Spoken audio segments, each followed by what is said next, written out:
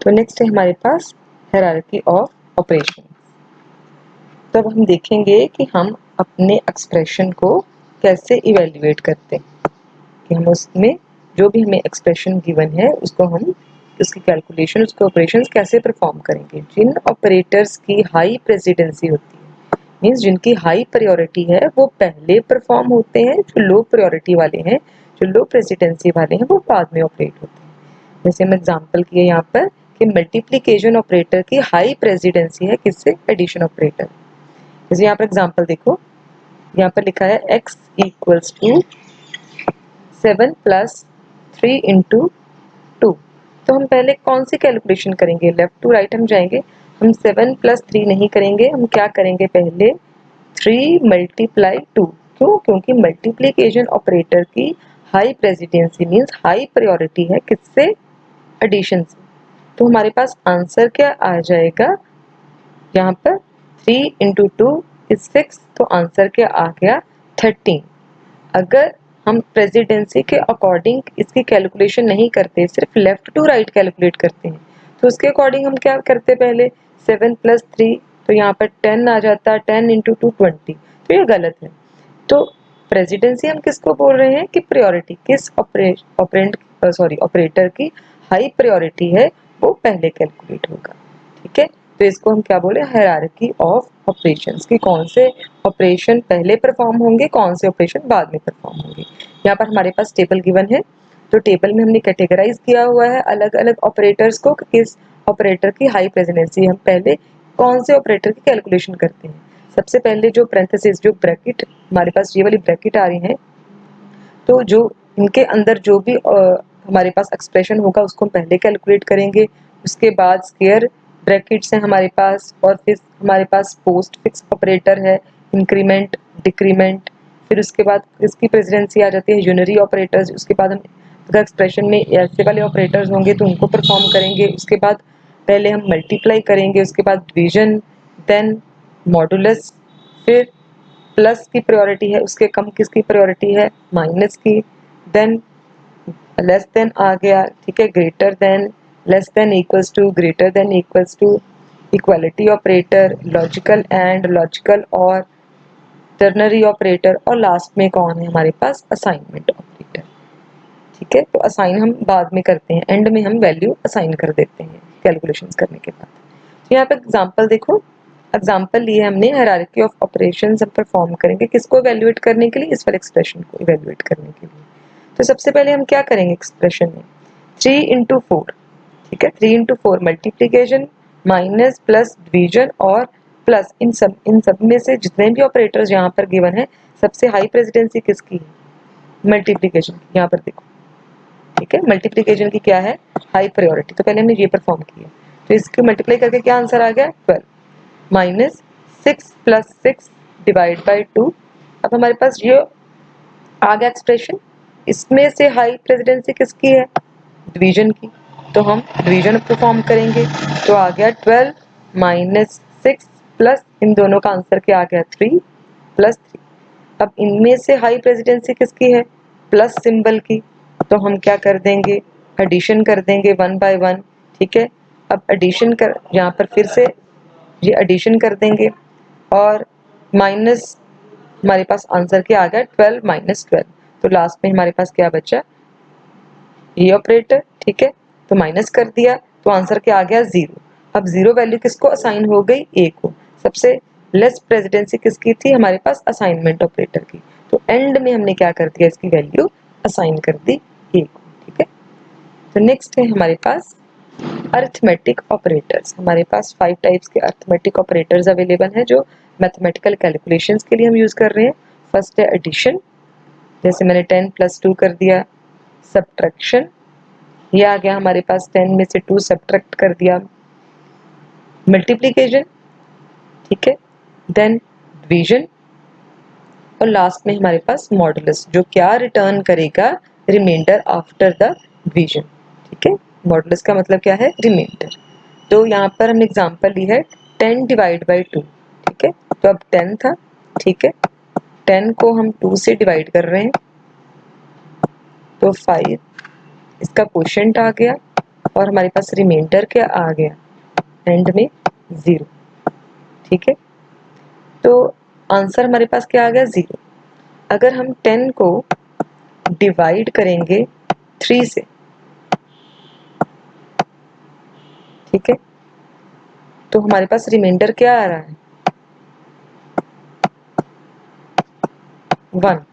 तो आंसर हमारे पास क्या आ गया, 1। तो जो रिमाइंडर है वही मॉडुलस का आंसर है। अब हम ये सारे अरिथमेटिक ऑपरेशंस का एक प्रोग्राम बनाएंगे। ठीक है,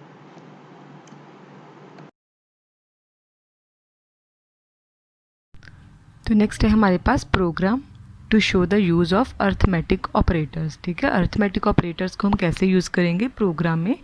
तो सबसे पहले हमने क्या किया, हेडर फाइल इंक्लूड की stdio.h mean standard input output. ये किसके लिए हमने की, क्योंकि हमें फंक्शंस चाहिए कौन से, प्रिंट एफ। ठीक है, प्रिंट एफ स्कैनएफ फंक्शन को अगर हमने यूज़ करना है तो कौन सी हेडर फाइल लगाएंगे, stdio.h। और कॉनियो किसके लिए लगाई है हमने, अगर हमने गेट सी एच यूज़ करना है कि हमें इमीडिएटली आउटपुट जो है वो स्क्रीन पर डिस्प्ले हो जाए। तो आगे हमने फंक्शन स्टार्ट किया है, वॉइड मेन फंक्शन स्टार्ट किया, करली ब्रेसेस स्टार्ट की, और दो हमने क्या ले लिए, वेरिएबल्स n1 और n2। ठीक है, एक वेरिएबल ले लिया n1, एक वेरिएबल ले लिया n2। ठीक है, n1 में वैल्यू मैंने क्या डाल दी, 20, और n2 में क्या वैल्यू डाल दी मैंने, 10।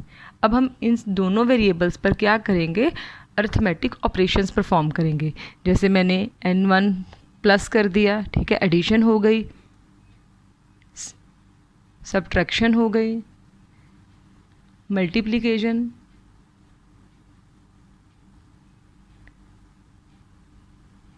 डिवीजन और मॉडुलस मींस रिमाइंडर। ठीक है, तो ये सारे ऑपरेशंस हम परफॉर्म करेंगे। अब मैंने n1 और n2 दो वेरिएबल्स ले लिए। अब n1 प्लस n2 इसका रिजल्ट मैंने किसी ना किसी वेरिएबल के अंदर डालना है। एडिशन मैंने a ले लिया, ठीक है, एडिशन। ठीक है, कि दोनों का जो भी आंसर आए वो किस में चला जाए, a में। n1 माइनस n2 मीन्स हम क्या करेंगे, सब्ट्रैक्ट करेंगे n1 में से n2, तो इसकी भी वैल्यू, इसका भी आंसर किसी ना किसी वेरिएबल में हम स्टोर करेंगे। उसका नाम मैंने ले दिया d फॉर डिफरेंस, कि n1 डिफरेंस n2 का क्या रिजल्ट किस में स्टोर हो जाएगा, d में। कोई भी वेरिएबल का नाम ले लो, मैंने d ले लिया।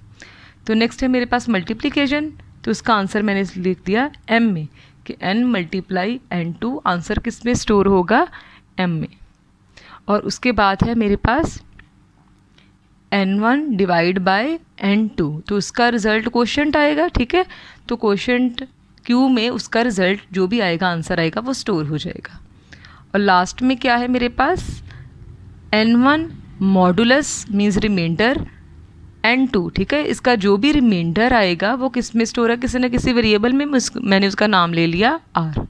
तो अब ये सारे वेरिएबल मैं यूज़ कर रही हूँ। ठीक है, तो ये इंटीजर टाइप के हैं, तो मैं इन वेरिएबल को यहाँ पर डिक्लेयर करवा दूँगी, a variable, d variable, m, q और r। ठीक है, ये सारे वेरिएबल्स मुझे चाहिए। तो अब सबसे पहले मैं क्या करूँगी, ऐड करूँगी। इसका आंसर स्टोर कर दिया मैंने a में, n1 प्लस n2। ठीक है, जो भी ऐड करके मीन्स 20 प्लस 10 ऐड करके जो भी आंसर आए वो a में चला जाए, तो a की वैल्यू क्या हो जाएगी, 30। ठीक है, तो ये इसमें स्टोर हो जाएगा। तो अब इसको हम स्क्रीन पर प्रिंट करवाएंगे। तो प्रिंट करवाने के लिए हमारे पास कौन सा फंक्शन है, प्रिंट एफ। प्रिंट एफ जो भी हम डबल कोट्स में लिखेंगे वो एज इट इज स्क्रीन पर प्रिंट होगा। मैंने लिख दिया सम इक्वल्स टू, कितना सम है, a में स्टोर है, तो यहाँ पर एक इंटीजर वैल्यू आएगी। ठीक है, sum equals to percentage d means integer value आएगी। किसकी वैल्यू आएगी, वैल्यू किस में स्टोर है, a में, तो कॉमा डाल के मैंने क्या लिख दिया, a। ठीक है, स्क्रीन पर लिखा आ जाएगा सम इक्वल्स टू, उसके बाद कोई वैल्यू आएगी, इंटीजर वैल्यू। कौन सी वैल्यू, a की वैल्यू। तो a में क्या आ गया, 30, तो स्क्रीन पर ऐसे प्रिंट हो जाएगा। ठीक है, और उसके बाद हमने क्या करना है, डिफरेंस। तो मैंने लिख दिया d equals to n1 minus n2। ठीक है, तो n1 माइनस n2, इसका रिजल्ट क्या आया, 20 माइनस 10, 10, तो स्क्रीन पर 10 प्रिंट होगा। तो हम कैसे प्रिंट करवाएंगे? Using print F statement. Print F मैंने लिख दिया डिफरेंस इक्वल टू, फिर से कोई वैल्यू आएगी, वो वैल्यू किस में स्टोर है? डी में, कॉमा डाल के मैंने डी लिख दिया। ठीक है, नेक्स्ट कौन है? Multiplication. m equals to n1 multiply n2। ठीक है, तो स्क्रीन पर कैसे प्रिंट करवाएंगे हम? Print F multiplication equals to value, value किस में स्टोर है? m में। ठीक है, similarly quotient q equals to n1 divide by n2। ठीक है, तो स्क्रीन पर कैसे प्रिंट होगा? हम लिखेंगे printf quotient equals to value, value किस में स्टोर है? q में। और लास्ट है कि हमारे पास remainder r equals to n1 modulus n2।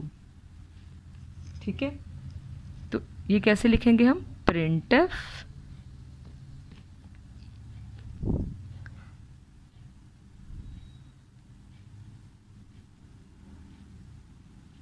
Reminder equals to value, value किस में स्टोर है? आर में। ठीक है, प्रोग्राम ख़त्म हो गया। ठीक है, तो हमने इमीडिएटली स्क्रीन पर वैल्यू आंसर चाहिए, आउटपुट चाहिए हमें, तो क्या लिखेंगे? गेट सी एच करली ब्रेसिस क्लोज। तो ये था हमारा प्रोग्राम। तो आउटपुट अब देखो कैसे आएगी। सम इक्वल्स टू 30 आ गया। नेक्स्ट लाइन पे देखा n1 minus n2 means answer आ गया 10।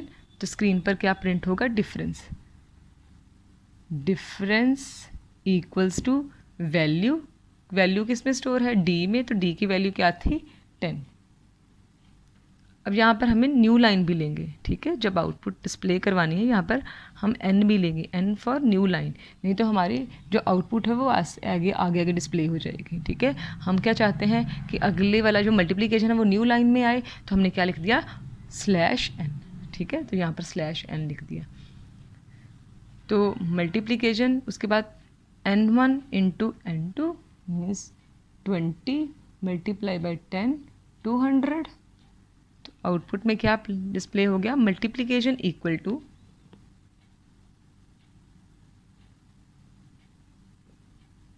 टू आंसर किस में स्टोर है? m में। m का आंसर क्या आया था? 200। ठीक है, नेक्स्ट लाइन पर आ गए। q equals to n1 divide by n2। तो n1 कितना है? 20 डिवाइड बाई 10, आंसर आ गया 2। 2 स्टोर हो गया q में। तो आउटपुट क्या है? क्वोशंट इक्वल टू वैल्यू, किसकी वैल्यू? q की वैल्यू क्या है? 2। नेक्स्ट कौन है? r equals to n modulus 2 means 20 modulus 10। तो डिवाइड किया हमने 20 को 10 से, तो हमारे पास रिमाइंडर क्या आ गया? 0। तो क्या स्क्रीन पर डिस्प्ले होगा? रिमाइंडर इक्वल्स टू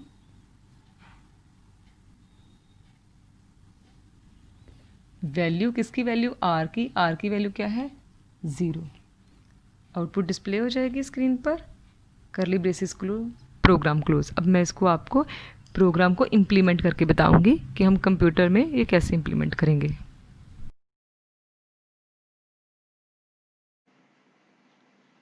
हमारे पास ये रहा प्रोग्राम।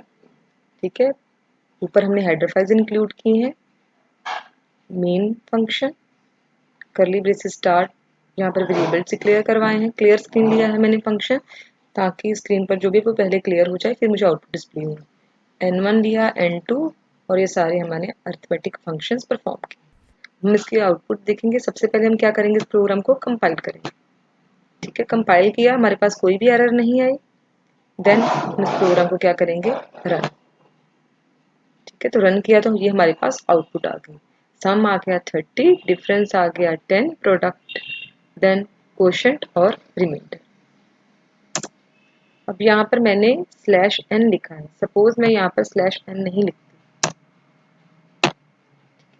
तो फिर मैं प्रोग्राम को कंपाइल करती हूँ तो मेरे पास क्या आ गया, देखो सम के साथ ही डिफरेंस आ गया, इसलिए मैंने /n लिखा था ताकि जो भी अगली लाइन प्रिंट हो वो न्यू लाइन में आ जाए। यहाँ सम इक्वल्स टू 30 और उसके साथ ही डिफरेंस लिखा आ रहा है, वो क्यों आ रहा है, क्योंकि यहाँ पर मैंने /n नहीं लिखा, ठीक है, न्यू लाइन नहीं ली। तो यहाँ पर न्यू लाइन लेने के लिए क्या कर देंगे हम /n, ताकि जो भी नेक्स्ट वाली वैल्यू प्रिंट होनी है स्क्रीन पर वो न्यू लाइन में हो जाए। तो ये थे हमारे आउटपुट।